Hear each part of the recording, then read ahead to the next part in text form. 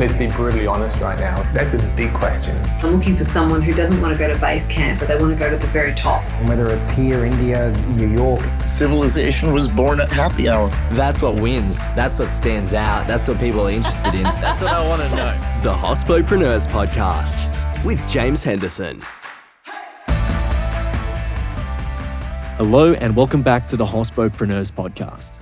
Selasi Berdie is often recognised as an Australian professional rugby league player. Since playing for the Gold Coast Titans, however, he's also become a successful marketer, owner of a popular Gold Coast cafe and food brand, and led R&D for Australian supplement store Body Science. Most recently, while looking for a solution to feed his own child, Selasi developed Sprout Organic, a plant-based baby formula on a global mission to become the most influential children's nutrition brand.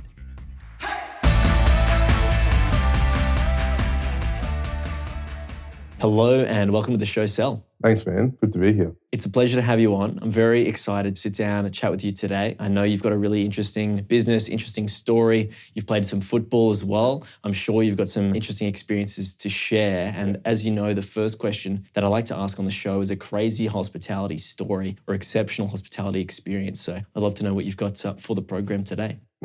Crazy story. Probably lead towards more crazy. So this show I know isn't too PC because you've got people from hospitality. So that's far back now, but yeah. Yeah, so when I started a restaurant back in 2013 called Biscuit Cafe, it was spelled BSKT. I guess because I had a background in rugby league and football, and so did two of my business partners, I was the one on the floor because I had stopped playing football, but they were still playing football at the time. So we were extremely busy, really, really heaving, fast-paced cafe. But with that, I think everyone realizes that hard, fast-paced cafes come with their level of angry customers and all the other different bits and pieces. And so it was a Good Friday from memory, and we were absolutely flogged, and I was actually working the till, and you become pretty good at overhearing conversations within a restaurant in terms of like almost having a sense of feeling something may be right or may be wrong. Saw this couple that were outside. I could see that they were agitated about something. So I went over to them. I said, "Hey, how is everything? Is there anything missing from your food? Can I help you?" This lady was pretty angry, and she was just like, "Look, our chips haven't come. We've been here for 15 minutes. No one's done this, this and this." I said, "Look, let me take care of it ASAP." Got one of the staff, and the staff at the time was probably, in hindsight, I should have got one of the managers, but I got one of the staff to go fix up their order and all this type of stuff. May have done a decent or bad job, not too sure. But as they were leaving, I could see that it was a situation of they still probably weren't fully happy. So I fortunately had picked up some cues that they were staying in the area. And I said to them, "I'm pretty sure this couple is staying here. Could you reach out to them, be it the manager?" I said, because I have seen them around. So the manager worked out where they were and gave them a call and just said, "Look, hi, I'm the manager. My owner told me to give you a call because the owner of the business said to give you a call because felt you may not be happy. We'd like to offer you a voucher or a coupon." For those that obviously can't see the podcast because we're recording, I'm Black from African descent. So this lady went on this tirade basically saying the N-word to the staff members, saying that we were served by this N-word, blah, blah, blah, blah, just going nuts. Oh my God. And so the staff, who's a good friend of mine still to this day, Cass Pontoon, put it on speaker. And so we were listening to this. And so I interjected and I just said, "Hey, look, I'm the owner, by the way." And then she's like, "Yeah, well, I'm glad that you're trying to sort this out because this blah, blah, blah, blah." Started going down that tirade again. I was like, "Look, I think you're in luck today because the N-word happens to also be the owner." So, oh my goodness. And so she just went stone cold silent on the other end of the line. I said, "Look, it's also your lucky day because I've got a $100 voucher for you. And I know that you're only staying 2 streets down." She was staying on Peerless at the apartments there. And then I was like, "All you have to do is just come back in and pick up your voucher." And then she was like, could not speak. And I said, "Better yet, I actually know your address." Hence, we were able to track you down. "So how about I drop it off down?" She's like, no, we're leaving today." I'm like, "Oh, okay." How convenient. So that is a crazy story. Yeah. It took a completely different turn to what I was expecting, Sel. Yeah. Goodness, things like that I can't believe exist. Oh my goodness. It is crazy. Giving context, that would have been 8 years ago. 8 years ago is still recent. Yeah. What the hell? That is a crazy story. I thank you for sharing that on the show, Sel. My goodness. And I'm so sorry that that happened. Oh, man. You develop thick skin in hospitality, as I'm sure all your guests would probably attest to, that you wouldn't be in it if you didn't have thick skin. Totally. Some of my guests over the years have been operators. Yep. They've been in the trenches in hospitality and a lot haven't. They've come into the industry and I imagine have had some really jarring experiences like that as well. I appreciate you sharing that story on the show, Sel. The next question I normally ask is why you do what you do. This is something like I'd love to explore what it is about Sprout and what really inspired you to start that business and go down the path that you've gone there. When we had a quick chat before the episode, it sort of sounded like it's emerged as something that's been more of focus of late as well. So I'm interested to know what's really driven that for you and what's inspired you behind Sprout. I guess in a previous life, I was a professional rugby league player, and my degree whilst I was going to uni or completed at uni was exercise science and business, but the focus was on exercise science because I was all about performance, sports performance, and that was what really, really drove me. So taking a shift from there, when I was finishing my rugby league career, I was the R&D manager for a company called Body Science. They're a sports nutrition company, one of the biggest in Australia. So all day, every day, I was trying to research and develop products to make people be fitter, faster, stronger, better. And then when I finished up from there, I ended up in hospitality, starting that restaurant that we talked about called Biscuit, which was a health food restaurant. But it was more than just a health food restaurant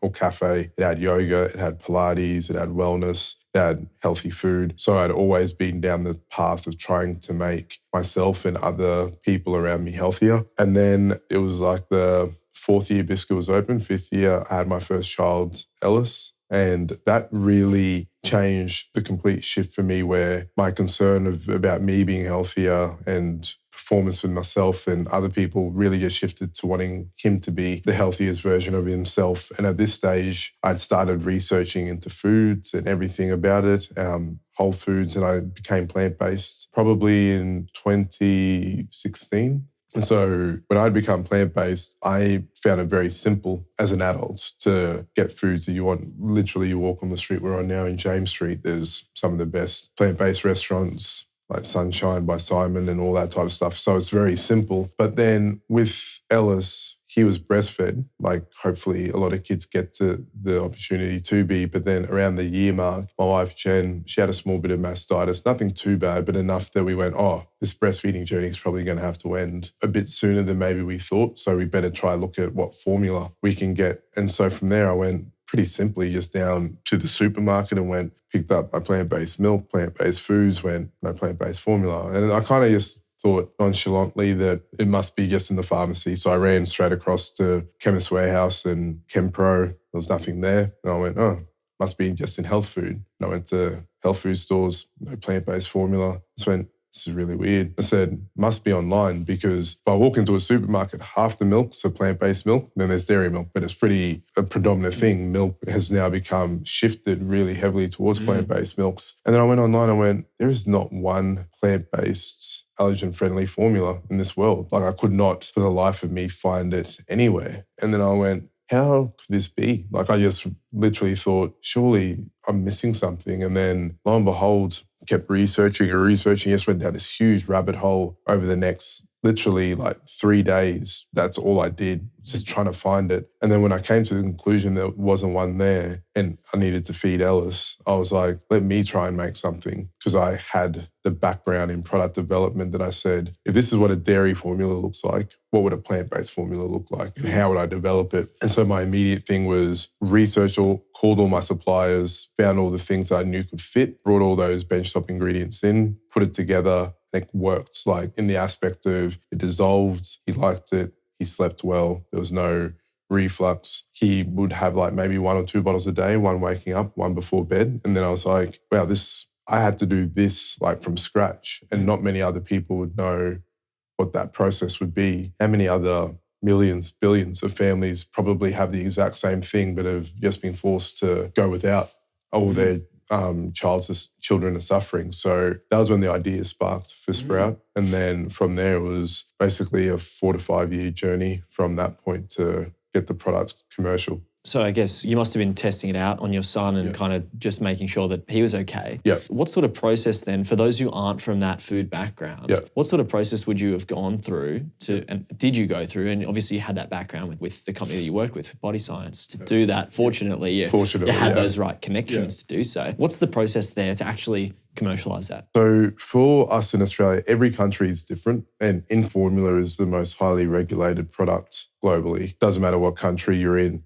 They all actually have their own different infant formula rules. So for us in Australia, our product is governed and ruled by Food Standards New Zealand and Australia. So Australia and New Zealand share the same food laws. That's one benefit that we have, that if you sell something here, you can sell it in New Zealand for infant formula. I basically looked at the food standards code. Like you said, I was pretty lucky that I had a background that I knew what the code was for sports nutrition. I didn't know what the code was for infant formula. So I researched all of that and went, okay, there's certain things you can and can't do within this to make this product commercial. I need to, one, redevelop it to meet all the legislations, to then create a commercial countertop, take that commercial paperwork effectively, lobby it or put it through Food Standards New Zealand, Australia as a check over, take it to a legal practice. We use a company called Food Legal to review, check, verify, everything like that. Then go through any literature to show any contraindications that may show any adverse effects, and then take all that documentation to the final point of manufacturing and then submit it and produce. Yeah. Great. And great that you obviously found some early success with your son in that process before you started going through the process of commercializing it, right? Yeah. So, I mean, the process really is kind of one of those ones where even with the success of Ellis, my son, with it, babies are so different that his success may not be another baby's success. And I think people got scared of the aspect because that it was a plant-based formula. For every plant-based, well, we're one, for every formula that's out there, a baby may take to it or may not take to it. So I think that was one thing that I was very aware of straight away, that it didn't mean if someone didn't like the formula that it wasn't working or suitable. It's just babies are like just little versions of us. They like taste, they like different viscosities, different smells. All those things play a part in how they will take to the product. So we were buoyed by the aspect of, rather than just going, does a baby like it or not, determine whether we're going to produce the product. It was scientifically, does this product do what it's supposed to for infants? And it does. Cool. Let's start with a test bed of producing 10,000 units. We'll find the sales and distribution pathway for that, put it out, see what the uptake is. And then from that uptake, we'll have like a proper test bed of what is actually a good rejection rate, failure rate, whatever it may be. And the rate was really, really good. Like there was, I think from that first test bed, single digits on the amount of kids that said it didn't work for them, or parents that came back to us and said, oh, this wasn't right, or whatever it may be. So single digits out of a test of how many? So between 5,000 and 10,000, because we had to do it in 2 batches. So the first batch was obviously went through sales and distribution and people tried the product, and within there may have been 2 or 3 that we got returns for, because we were e-commerce really heavy at the start, because we found that was the best way to start, because we could control it. It would be a case of someone ordered from us and her name may be Jane and we could talk to her directly. Whereas if we went straight to retail, anyone could pick up a product. We wouldn't have their information. Yeah. They could say this was a terrible product and we may not even be able to talk to them to say, did you mix it properly? Was it the right temperature? Did your son or daughter have any previous issues or medical conditions? So starting on e-com at the start worked really, really well, because we could communicate with our customers there and then. And we were very, very high touch point communications, which led to us going, okay, this is what people are really liking. This is what they're not liking. And then we just kept refining from there. So your background, I guess this is starting to come out a little bit more in your answer there, is not just in professional football, but in marketing as well. Yeah.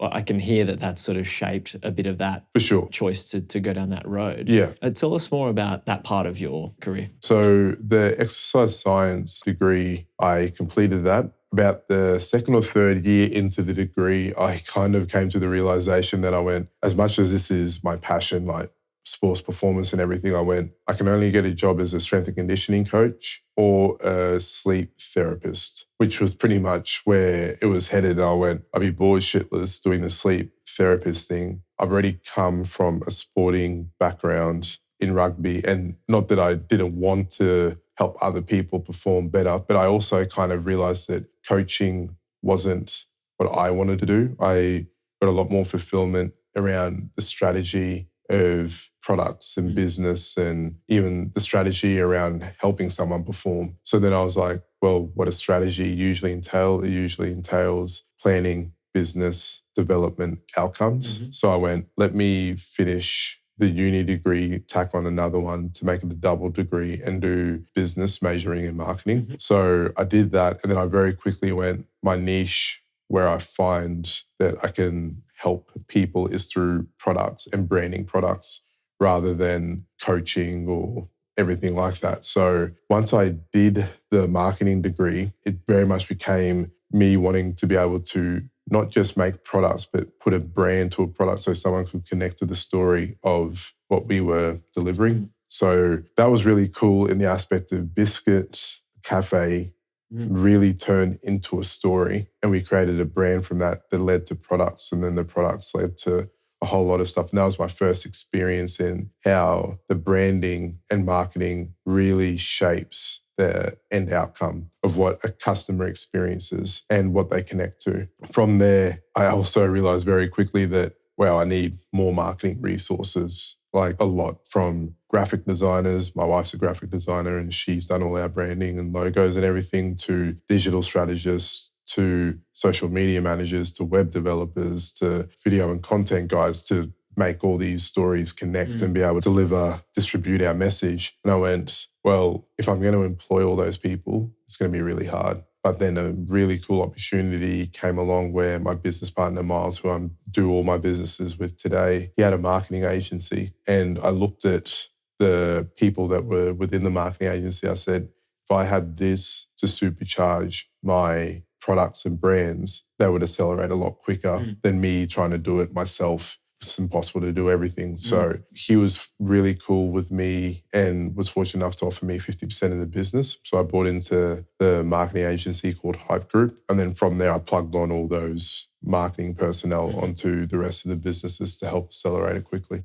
Fantastic. And thank you for sharing your experiences there, and it helps round out a bit more of a perspective on how you then were able to do what you did when you described going into e-com and distributing through those channels. Yeah. I want to touch on something there that you described before, and being from a background outside of hospitality and then with Biscuit and having a marketing background. I'd like to ask you a bit more about customer service and essentially then how you define the hospitality experience. I'd love to know what it is about that makes hospitality hospitality. Yeah, I think, man, it is, I've said this from day dot because I've been fortunate enough to have a few different jobs and businesses that have been in different categories. Hospitality is by far the hardest category of work to remain successful in because of the million moving parts. The customer service piece that you touched on there forms like the nucleus of all the other parts, that if the customer service is poor, doesn't matter what marketing, sales, operations, products you have, it'll eventually fall apart. And it also feels like the hardest one to control because it's people. Robots don't deliver customer service. So you have to do it from a culture, and culture is extremely hard to build correctly in business. And it can take you 10 years to build it, and it can disappear in 1 month. That's where the real pioneers of hospitality in the country and everything, I always have utmost respect for how they've managed to create their culture, filter from different restaurants all the way through. I don't mean to interrupt your answer, but who can you point out a couple of operators that you think really stand out? For me, being from different parts of in different parts of Australia, there's lots of people here. Queensland, I think the standout has to be, for me personally, Simon Gloftus.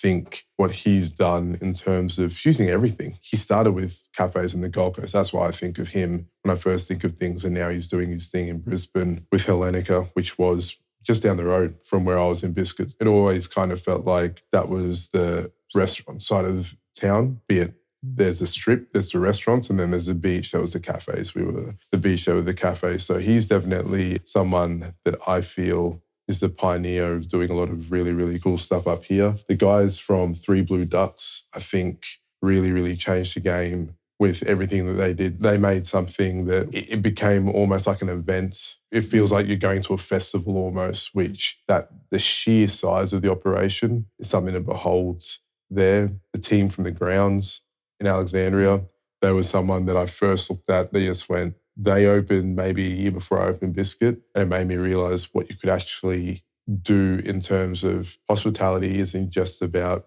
food. They made it about their farm that they had there with the animals that became personality of themselves, to their roastery, to their wedding venues, to their events, to everything. It created almost like a city within its own space. And then probably the last people I think of, team from Chin Chins, where in Melbourne, which was like the first, like you go in there and feel like pure atmosphere of like a place heaving from the time it opens at 12 to the time it shuts. That's been an institution for a long time now, the Lucas Group. I remember going to Baby just north of the river in Richmond. I remember going in there, having a great, you know, cold winter's night, going in and have an amazing Italian meal.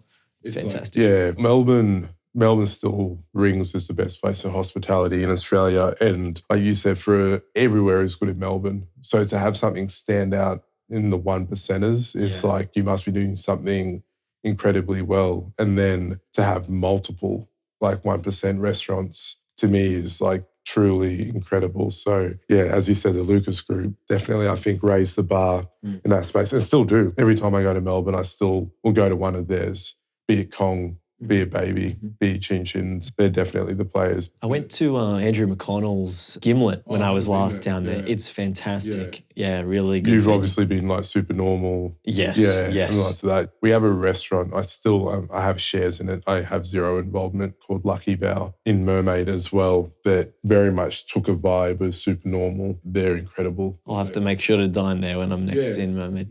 That'd be awesome. I'd love to know, Sel, what are you learning about or exploring at the moment? Now, this can be personally, professionally, something that you've got your sights on that you're opening up. And in a weird way, I've kind of reverted back to old school thoughts of word of mouth is the best form of marketing and sales, and really going back to being one-on-one interactions with your customer via email, via direct phones, via video messaging each other, via the beauty of WhatsApp. As you know, the rise of Facebook, now Meta, that owned everything. There was a golden period of like digital marketing was just, your return was just so much greater than any type of traditional marketing you could ever do. And for example, right now, we just got into Chemist Warehouse a couple of weeks ago. And congratulations on that. Thanks. Yeah, so that was with Sprout. And part of that has a component of marketing that you have to spend with Chemist Warehouse. That's TV, digital, all their catalogs, newspaper, all that type of stuff. So it makes you really go back in the day when there was really no internet or social media. They still make you do certain things, which they've got to, you can't argue with them. They've got a tried and proven method of doing things. But they were asking me about stuff, and our best customers and our best relationships have always come from someone trying something, becoming a fan, telling someone else, and they're your marketing message. Like you creating what they call like a super fan is way more powerful than you putting $1,500 into Facebook ads. And how you create a super fan is being able to talk to them, but talking to them directly, not going, here's a Facebook ad, Instagram ad, whatever, Google ad, and thinking it's just going to soar. We spent $1 in Google ads, so we expect to get $10 back. I've really now looked at more, how do we become a partner with our customer so they feel like they have stake in our business, and by that stake, they go and tell other people that this company is great. They deliver on their promises, they deliver on their message, they deliver on their customer service and their products. A question I have around that is, how do you scale that? So I feel right now the most powerful way to scale that is through emails, email marketing, and that's through SMS marketing. They're the two things that we're starting to really focus on. And the reason why I feel that works is that customer is you talking to that customer. Then you're not talking through a level or a barrier. So there isn't you as a brand, then Facebook or Instagram or Google, whatever you want to call it, controlling a narrative, then filtering that to your customer. It's you saying to your customer, we are doing X, Y, Z, and your customer is picking it up from an inbox and can either reply to you and say, that's great, we want to be involved, or they can tune out. But at least you're going direct. But when you go to them directly, you can find out, how do they like to communicate with you? Would they like more emails? Would they like messages? Would they even like a monthly phone call? Would they like whatever it may be? And then when you find out what they like, well, then you can scale that via obviously technology. The beauty of that is they may opt into more SMS where they're like, hey, we want to know about SMS deals monthly. So you can put them on an SMS list and then you can talk to them via SMS. They may say, hey, we prefer live chats, webinars, we prefer education. So you can invite everyone once a month to sit on your platform to hear what you've got coming up on a free webinar. I think the best thing is to find out what your consumers want. Effectively is the most important thing. When you find out what they want, you're probably going to find there's a ratio very quickly that if they like you, they all tend to think in a kind of similar manner because your brand has resonated with them for whatever it may be. So do more of that. And that may be very event heavy. That may be very digital heavy, maybe SMS, and filter your messaging from there. So sort of offering them choices within bounds, right? Exactly. Options, but not unbounded options, going this, or this, and then scaling that. Exactly. Interesting. Our big thing with the reason why Sprouts was more so to provide consumers choice, because believe it or not, for 150 years of infant formula, they had the choice of dairy or dairy. There was nothing else. Like that was what you were given a choice of. One may be organic, one may be synthetic, one may be from New Zealand, Australia, America. They were all lumped into one thing. And if you didn't fit into that, well, you were left pretty much high and dry, apart from being able to get a doctor prescription to get an amino supplement, which is super bitter, really hard for kids to tolerate and so forth. So our whole belief with Sprout is providing choice. Like we are there to provide choice to someone that may be plant-based or may not be plant-based, someone that has an allergen or may not have an allergen, someone that wants to be more eco-friendly or just wants to try something new. Like our whole thing is saying, no one's saying don't have a dairy formula or anything like that, but if you want a choice, we're finally giving you one. So we also feel that translates across our whole brand ethos in regards to you have a choice to how you receive messaging. Do you want to see it on WhatsApp, video, marketing, content, events? Where we provide that choice, if the consumer opts into whatever it may be, then we deliver more of that to that consumer. From what I understand, Sel, there's been talk of the golden era of baby formula in Australia and New Zealand. Can you talk us through what that is, what that's about, and whether plant-based formula is seeing the same sort of thing?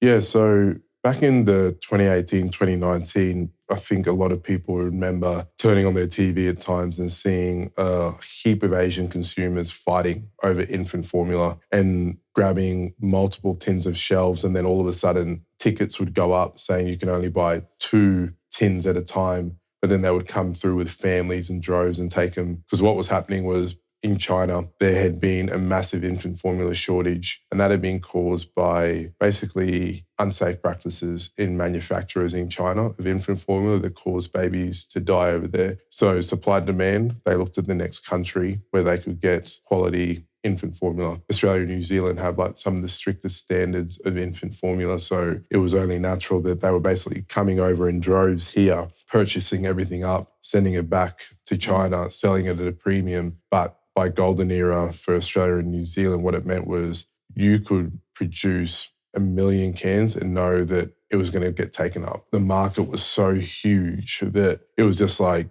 to a certain extent for the guys back then, by printing money, as many cans as they could produce was going to get taken up no matter what by consumers that were coming into Australia and sending it. They were called Daigos. The Daigo market would buy it up and then sell it over there. What happened was, though, a lot of companies tooled up thinking this would last forever. Maybe it would have lasted a lot longer, but then as we all know, COVID happened in that 2019, 2020 type of time period, and then you couldn't travel. So the Asian market could not get product here, fly back over with it in suitcases, and then sell it over there. So that led to this huge shift in the market where the category had shrunk from that like 40, 50% literally overnight. No one predicted COVID. So then it just all of a sudden disappeared. So we hadn't launched our products through any of this time period. We were just in the background trying to get a product ready for market. We didn't experience any of that. So when we launched, we were only talking to Australian consumers.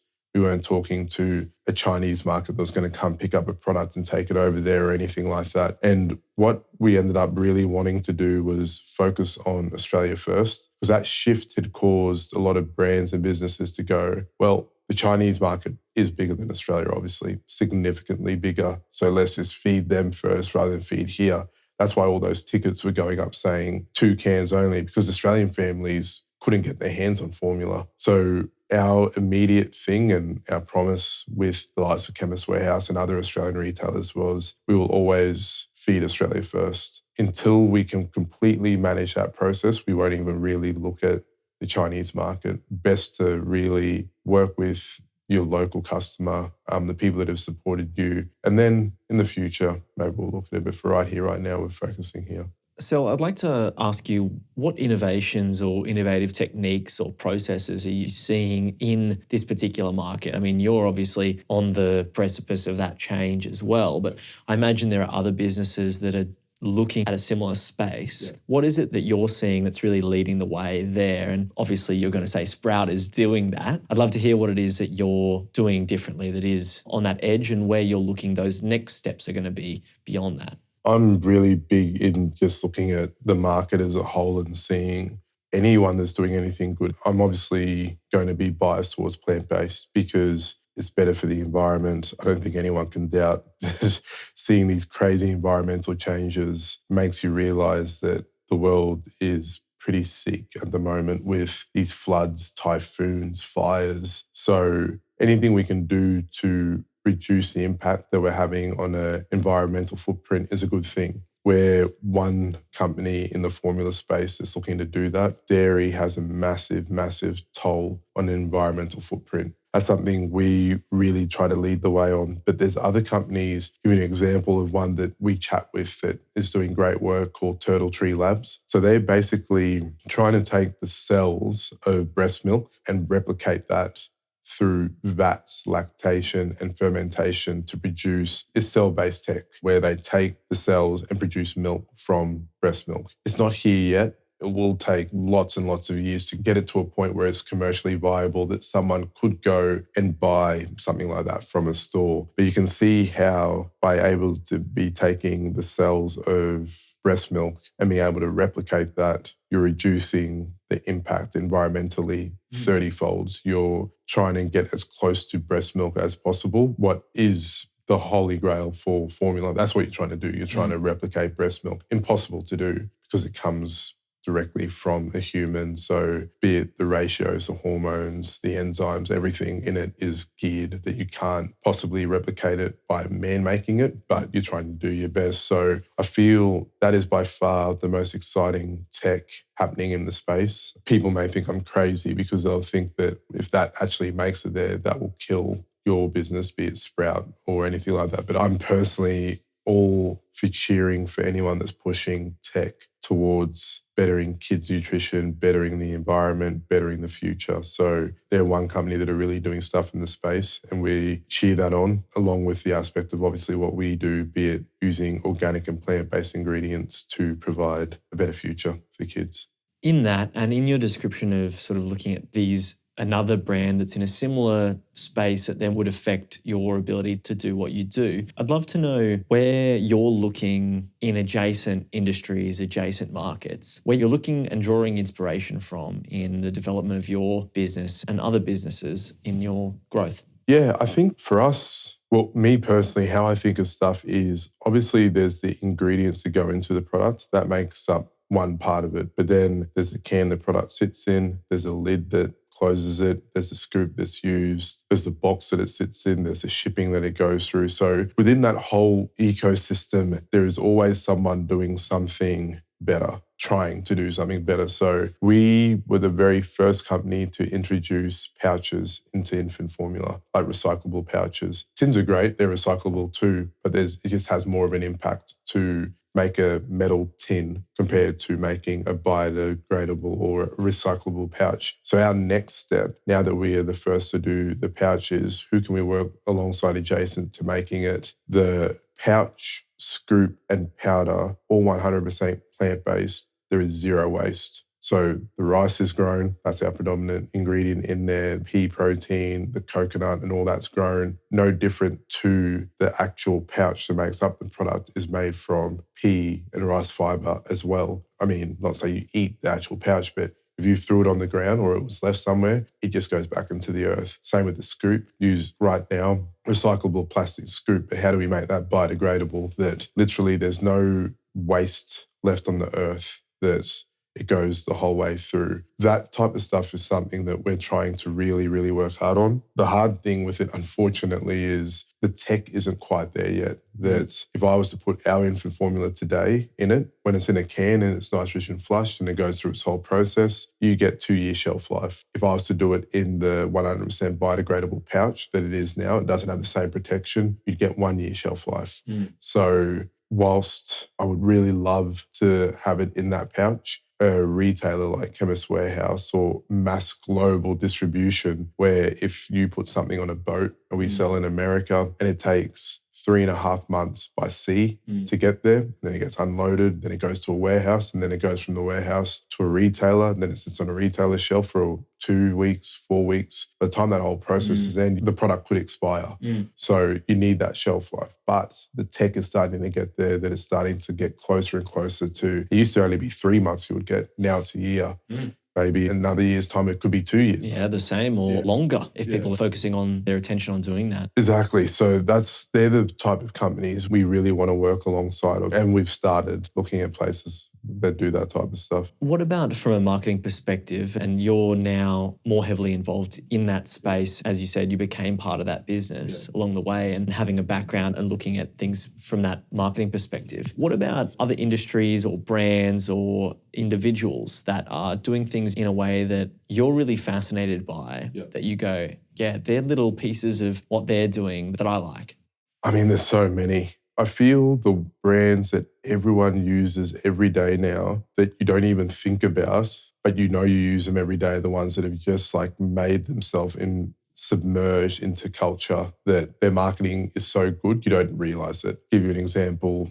Let's call it Uber. I was reading stuff about how they came about, and I obviously love disruptive brands because that's how I feel we operate, that want to change the space and game, and they obviously changed it away from general cabs. They talked about the reason for Uber's success isn't about like the payment gateway or all the cool stuff that you could use in different countries or anything like that, because you can do the exact same thing with cabs. The thing that changed, made people think about Uber differently, was the map. And the map that was connected to your phone. And it had nothing to do with the aspect of your cab was going to get here faster. They actually show cabs get places faster than Ubers do. It had to do with the aspect of you had a psychological level of comfort knowing this is where my ride is, maybe 30 minutes away, but I'm in control of that. I can see where the cab is. I know who the person is. I've already made a connection with that person. So my psychology changes compared to calling 131 888 for cabs, going, your cab will be there in this time. You're like,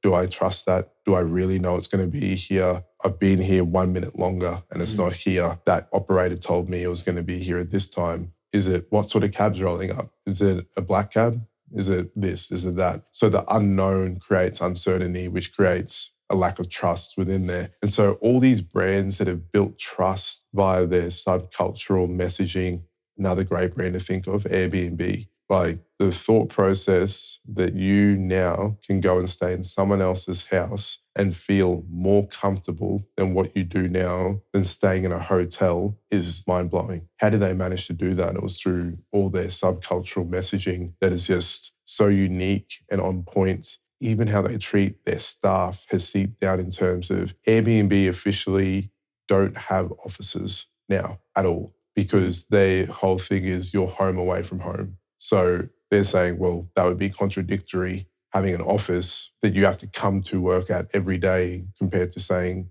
you can go and stay anywhere and work from there. I feel like how those brands have really, really submerged themselves in our culture is so incredible. That's something that, I draw inspiration from all the time. Fantastic answer. And thank you for sharing the places that you're looking and inspiration that you're drawing from those places.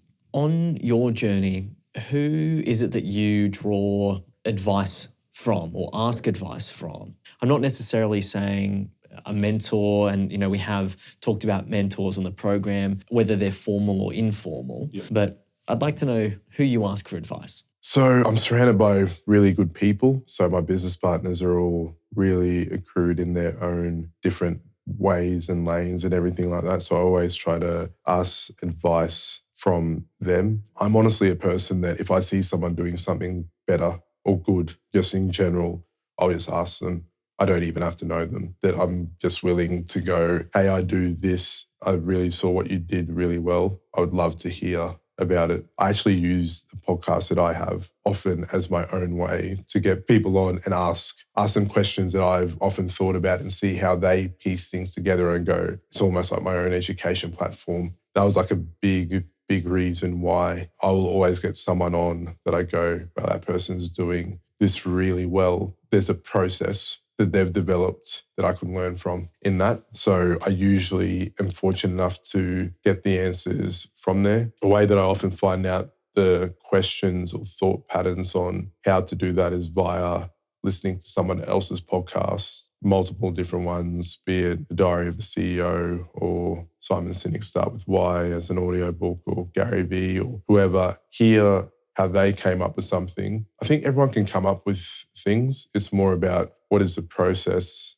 to actually get the outcome that you want. And everyone's process is different. Some people are very visual. Some people are very literal. Some people have to do reps and repeat the thing over and over again for it to become almost like brain and muscle memory. I'm one of those people. So I kind of have to find out what it is and then have to do it like 1,000 times before it actually starts to click. So that's usually how I find out what it is that will click. And then I use that aspect to go find out the process and then now have to repeat the process over and over again for it to become embedded. Just with anything that you learn or specific things? No, pretty much anything that I learn. Like I do, be it jiu-jitsu, be it sports, be it work, be it a new platform, anything. I'm kind of like, I'm not the talented one that can pick something up and go, oh, I've got it now type of thing. Even if I'm listening to something, I'll sometimes have to go back and listen to it over and over a few times, almost like it's a repetition before I'm like, okay, now it's starting to stick with me.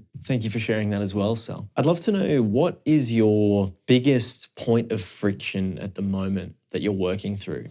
Whether it's a challenge by another name, I guess, but something that's causing you friction that you're persevering through currently and trying to understand some solutions for. Right now, I think probably the biggest one for me is growth, in the aspect of it's very hard for someone like me that I guess I'm probably more entrepreneurial than structure focused. I like ideas. I like collaborations with the group, that I like doing the ideas. I have zero corporate. I almost am anti-corporate, like the whole 9 to 5 and CEO title and this title and this title. And then I kind of got the title of CEO thrown on me for Sprout. I was like, that in itself, even that term didn't sit well with me. I was just like, founder's cool, chief growth officer, whatever you want to say. But the CEO whole thing kind of reminded me of like a white-haired corporate that says, do this, do that. And it doesn't, like I kind of have always operated under a flat hierarchy that there's no staff, there's no subordinates, we're all equal, we just do certain things well and we stick to our lanes and come together as a group. I've found this transition that probably the hardest thing within friction. That's, I understand you need structure to grow, because if there is no framework, then things will just fall over and collapse. But within really rigid structures, you lose personality, you create robots, you lose the cool culture of what started something like Sprouts, and the cute koala that's called Kingston that's named after my second son, and Selasi, a kidney who's named after my first son, that's on the packaging, and all those stories and what gives a brand substance feels like it gets lost and you become Westpac Bank, whatever it is, and multi-billion-dollar businesses that obviously that's what business you're trying to aspire to, but how you balance that is probably the hardest thing I'm finding right now, to keep your essence and soul and cool factor. But at the same time, you're going and scaling into places like Chemist Warehouse, and then next week you've got Woolworths meeting, and then the next week you've got Coles, and then the next week is Costco. These are huge corporates. You can't walk in there with just straight entrepreneurial That's ideas. right. You gotta have a plan and show them how you're going to deliver on that plan. Yeah, you got to have financial modeling. You got to have everything in a row, because if not, you're not going to get into these places. You've got to have growth strategies. You've got to have everything. But at the same time, the reason why you're talking to them is because they saw the essence, the soul, the culture of the brand that have been developed. That's why they're interested. So you've piqued their interest, but now you've got to create enough structure to grow and drive sales in that channel, whatever that channel may be. So it's definitely the hardest one to balance. Don't have the answer for it yet. That's what this whole journey is kind of about at the moment, trying to work out that piece of the puzzle. And that's okay. And your honesty and humility in saying that you don't have the answer is very important as well. Yeah. People who say, my personal matter of mine is like, if ever I meet people who say they always have the answer, then I will never trust those people. Like they are deluded, right? They got no idea. Yeah.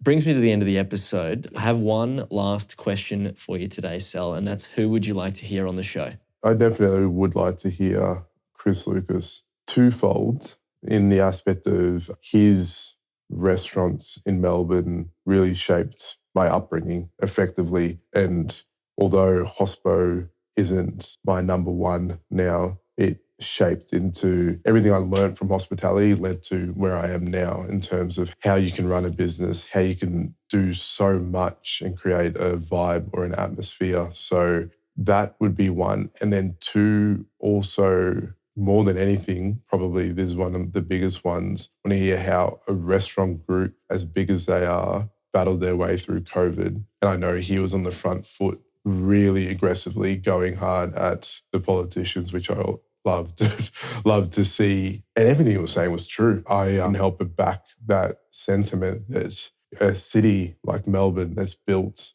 on food, beverage, getting together and coming together, sports, culture, art, they were like crippling it, but not providing solutions to the people that were in it. And he's obviously, their group really underpinned Melbourne's culture, and they've still come out of it. How they came out of it, I would love to know, because that's proper resilience there. That's not like having one restaurant and it going through COVID. That's having multiple groups of restaurants, hundreds of staff, reliance, and a city that was so used to having these aspects as part of their everyday life taken away. And you're the head of one, going through that, two, working out how you're going to bring it back. And a lot of people said it would never come back. Like that was a lot of the sentiment at the height of it. And Melbourne is still hurting. Like you can feel, certainly in the CBD. Chris would be a fantastic guest. I have reached out to Chris before, but I'd love to have him on the show. Yeah, awesome. Thank you very much for joining me on the program today, Sel. It's been a pleasure having you on. Thanks, man. This program was produced by H Media. We'll see you soon.